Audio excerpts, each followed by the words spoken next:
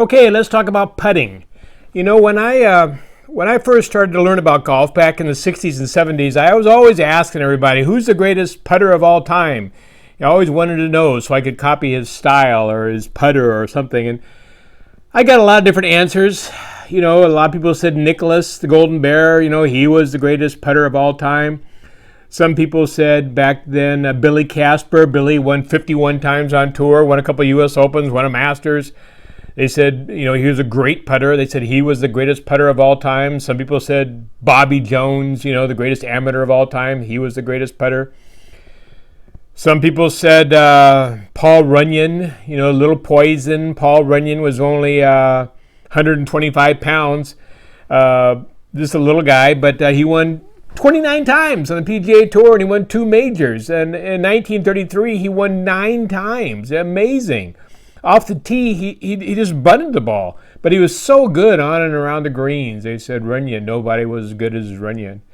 And a lot of people said Bobby Locke, the South African Bobby Locke, was the greatest putter of all time. So I looked up these guys. Back then, I had to go to the library and get books and try to find out, research these guys, what they thought about the grit, how they grit the ball, how they slipped the ball, what their ideas were. And I found out they were all different. All these guys had different ideas about how to putt. They were all fabulous putters, but they all had way different ideas. So I thought, well, maybe I'll Bobby Locke, he got the most votes from everybody I talked to as far as being the best putter of all time. I'll copy his style. But his style was the weirdest of all. I mean, Gary Player, who played with Locke countless times, said Bobby Locke never aimed at the hole. He was always aimed right at the hole. And then he had a very close stance, swung the putter head inside to out, and then the very last minute he kind of hooded the face of the putter and kind of hooked the ball into the hole with no follow through. And Player said he made everything. He said he was just the greatest putter I've ever seen. He said only Tiger Woods at his prime might rival Bobby Locke. That's what Gary Player said. Well, certainly I couldn't emulate that stroke. I mean, my goodness, hooking. That wasn't going to work. So then I looked at their putters, these 5 guys. What putters did they use? And they're all different as well. Casper had some kind of a mallet, like a Ray Cook mallet putter, and Nicholas had some putter he painted white fang, McGregor white fang putter. Bobby Jones had Calamity Jane putter. They all had different putters. So, that wasn't the answer either. The putter are the stroke. Now, I know a lot of you guys out there are right now, these very expensive designer name putters are very popular right now. And do you think you would putt better with a $500 putter? I mean, do you think it would help? Let's just say you have a friend who's a better putter than you are, who's obviously a better putter than you are. And let's say if you look at this, here's a putter I putted with years ago, back in the 70s. It's just a bullseye putter. There's no high technology here. It's just a very soft feeling bullseye putter. Johnny Miller used this putter a lot. Corey Pavin throughout his career used this putter. It's just a simple design. Let's say you give this putter to your friend, and then you go out and buy a $500 designer putter with some kind of a ultra design, laser beam design alignment to help you with alignment. In a month from now, who do you think is going to be the better putter? And I'll tell you, it's not going to be you. Your friend is a better putter because he just knows how to putt better than you do. In your $500 putter, it looks nice. It's got a nice head cover, looks good in your bag, and I know you're very proud every time you pull it out, but it doesn't read the greens. It doesn't align itself. It doesn't make the stroke. That's all you. And your friend's a better putter, so he's going to beat you. Even with the $20 putter, he's going to beat you. So it's not... You can go out and get a putter exactly like Tiger Woods has, and putt and try to stroke putts look exactly like Tiger Woods. And you're not going to get any better. You'll probably get worse. You will, because you're going to try to, instead of making putts, you're going to try to emulate Tiger Woods. Now I know you're saying, hey, I got a friend of mine and he bought a $500 putter and he putts better. And it's true, everybody does for a while. There's no doubt about it. You get an expensive putter, maybe the kind of putter your favorite pro plays, and you say, well, my favorite pro, he won the U.S. Open with this putter, or the Masters, so it's got, I'm going to be better now. So for a while, you have confidence in it, and you putt better. You think more outside. You stop trying to manipulate the stroke. You have no fear. You're more confident. You stroke more confident. You play better. Then one day you have a bad putting day, and you start thinking, you start making some changes, and then everything's back to square one again. I remember there's an old saying when I was growing up that as soon as you get a new putter, but as soon as a putter figures out who's putting it, the honeymoon's over, and another putter hits the closet. So, you're thinking, if it's not the putter, if I not the stroke, the technique, what do I do? How to become a better putter? I need to become a better putter. And you do need to become a better putter because 40% of your strokes are putts. I mean, if you shoot 90, you get about 36 putts. You use the putter more than any club in your bag. So there's 4 ways I help my students become better putters. First of all, remember Nicklaus was talking about the cause and effect of golf, how important it is. That every player, he thought the most important thing a golfer could learn is the cause and effect. I mean, what the impact conditions, what caused the ball to fly the way it does. And there's putter cause and effect too, and you need to understand the putter cause and effect better. Have it really in your mind, what causes the putter to get on line or go a certain distance. Secondly, you need to do, I give my students drills to do at home because I know you only have a limited number of time because you got a life besides golf. So there's only a limited number of time you can spend on the golf course putting greens. So you need drills at home, and they help. These drills will help. Just a couple of simple drills will definitely improve your ball striking ability. The third thing is to improve your practice time on the course. Even if you only have a half an hour a week to be on the putting green at course, you can be productive and you can make that time worthwhile. Don't just try to make perfect strokes. Use it. You've got to learn how to get distance control, and you got to learn how to read greens. So when you're on the putting green, that's what you got to be working on: distance control and reading greens. You can work on your stroke at home. And finally, creating putts. It's the same. We just talked about the Nicklaus process for creating all plays, and it's the same process for creating putts. The same 3 steps. And in this video, I'm going to talk about those 4 things.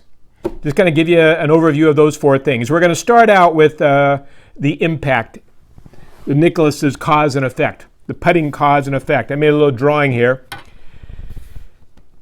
And I got some illustrations over there on the next page. You see, here's a putter, and their putters have sweet spots too. People don't think about this or think about the sweet spot of their irons or forgiving irons or their driver. Putters have a sweet spot too. And normally it's marked, a well-designed putter will have a dot or a line in line with the sweet spot. And if you miss a sweet spot towards the toe or towards the heel, the putter is going to move a little bit at impact, and the ball's going to not go as far as you intended. It's going to go a little bit offline. As you see the diagram on the next page, it'll say on a 30-foot putt, the guy missed a half an inch and the ball went 27 feet and a little bit to the right. So hitting the ball in the center is key, and I'll give you a simple drill to help you do that. Second of all, impact. You've got to understand that the ball is going to go where the putter face is pointed at impact. That's going to be the start line all the time, where the face is pointed. I see people on a putting green, for hours, they're working this back and forth stroke, and that's fine. But even if you make a perfect stroke here, a perfect stroke, and the putter face is aimed to the right, the ball is going to the right.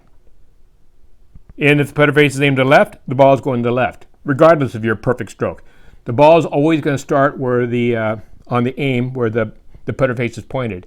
And if you look at also the top diagram on the next page, I got that out of my second book, Understanding Golf, you'll see that you can get the ball starting on line without having the putter swing perfectly down the center path. All you have to do is get the face pointed at your target. So what I'm going to do now, I'm going to walk over to my putting mat. I'd like you to get one too at home, and I want to explain this. I'll explain this first. so you can better see how this works. Okay, now I want to talk about the cause and effect of putting. I'll see a lot of golfers on the putting green working intently on their stroke, trying to make a perfect back and forth stroke because they're trying to get the ball to launch on line. They want to get the ball started at their target. The golf ball, however, is not that concerned with the path to the club head. The golf ball responds primarily to the alignment of the club face at impact. If the club face is square at impact, the ball is going to go on line. If the club face is not square at impact, for example, if it's closed, aim to the left here, and you make your perfect stroke, the ball is still going to go to the left. If the club face is open and you make your perfect stroke, the ball is still going to go to the right. Now, to demonstrate how important the alignment of the club face is, you don't have to make a perfect stroke to get the ball to go on line, as long as you return the club face to square. I'm going to cut it from outside to in. Or I can hook it. I can get the path going from inside to out. As long as I keep the club face square to the path at impact, the ball is still going to go in the hole. Or it's going to go on line. So again, you square the face to the line you want the ball to start, and then all you have to do is return the club face to the impact position. I like my students to do at least 20 putts from in a row from 5 feet. This is a completely flat lie, and it's a typical size hole. It's more than 2.5 size the ball. So this is all I want you to think about. You're going to get over the ball, you're going to square the club face to the line, and then you're just going to return the club face to square. That's it. All the same thing, always the same thing. You align the club face to your target. Look at the back of the ball, and then simply return the club face to square. You don't have to try to manipulate the head or try to do anything. You simply start, get it square to dress, and return it to square. And the ball is going to start on line. Again, I have to emphasize, it's the alignment of the club face at impact is going to determine where the ball starts, not the path of the club head. Okay, so I hope you have a putting mat at home, because 10 or 15 minutes a day can do wonders. You know, I see this all the time with my students. It can really build a lot of confidence.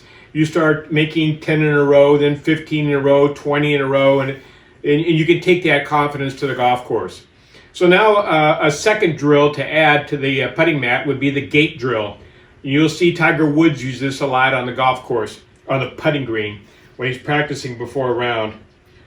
He'll put two tees on the putting green, and he'll be very tight. The two tees will be just outside the width of his blade, the putter blade, and he'll do it with his right hand. He'll swing between the two tees, and he'll do it with his left hand. He'll swing to the two tees, and he'll do it with both hands. He's just getting the feel of hitting the ball in the middle of the club face. You can do the same thing on your mat. When you're making your 10 in a row, just put 2 balls on the mat, and you're doing your little putting. And then when you get centered, you get over the ball. You know where the sweet spot is in the putter face. You get right behind the ball. Your eyes over the ball, and you're just returning the blade to the ball and getting it on line, moving on line. And you're doing 2 things now. You're squaring the club face, and you're also learning to hit the ball in the middle of the club face. You can turn if you can see these tees on your little mat, you can just take 2 regular tees and turn them upside down and stick on your mat. That works as well too. You start out kind of wide, and then as you get better, the tees will get closer and closer, and you'll really develop a good, consistent stroke. Now, the third drill you can do at home.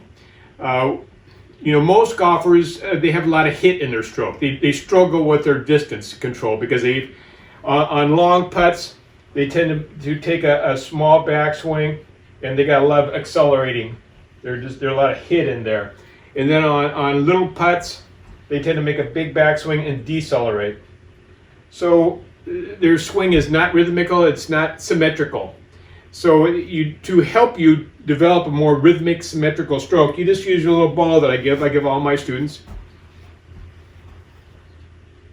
You just hold the ball down. You can do this for 2 or 3 minutes before you go to your mat. And just start your little putter session out by just feeling the stroke, a nice, symmetrical, rhythmic stroke. You're just sensing it. 1, 2, 1, 2, 1, 2. Just nice. You'll feel it. Your body will pick up the motion. Only takes 2 or 3 minutes of this before you start putting. Just feel the putter head swinging. And then do your putts. Now when you go to the golf course now, at home you're working on making good quality contact and developing a rhythmic stroke. Then when you go to the golf course, you're working on distance control and reading greens. When you've got a half an hour, that's great. When you go around the little clock on the putting green, really focus on reading every putt. Tell yourself before every putt what you think is going to happen. You're going to be getting the ball in line pretty good now because your practice is at home. You're going to carry that over to the golf course. Then I also, when you're putting, I want you to practice your distance control. And I want you to relate it to the length of your backswing. You're just going to drop 3 or 4 balls in the green, and you're just going to feel a longer backswing, little backswing, just nice, symmetrical, rhythmic putting stroke. Then when you're going to face let's say a 12-foot putt, I'd like you to hit a couple of 10-foot putts, and then a couple of 12-foot putts, and then you're just 14-foot putts. You're just different distances, and just try to, with the length of your backswing, trying to determine how far you're going to hit the ball. Just work on it. Just always see a particular distance and just try to get it with the same rhythmic stroke. Your body will learn. It'll just learn. If you want to hit the ball farther, it'll just learn to make a bigger stroke. So in the next video, we're going to talk about how to create putts on the golf course when you're playing.